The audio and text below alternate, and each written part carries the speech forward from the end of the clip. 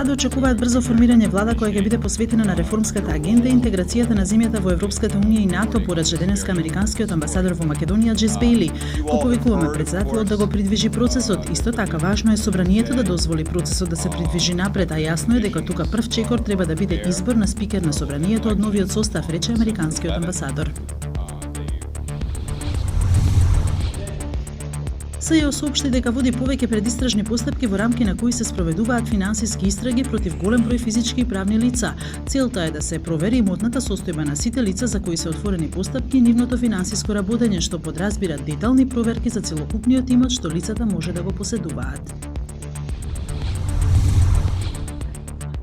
Градскиот совет на Кембридж во Масачусетс побара смена на американскиот председател Доналд Трамп. Со резолуцијата се бара од представничкиот дом на Конгресот да разгледа дали деловните интереси на Трамп ја кршат уставната одредба со која на председателот му се забранува да остварува заработка од странски влади, од американската федерална влада или од владите на сојузните држави, освен председателската плата.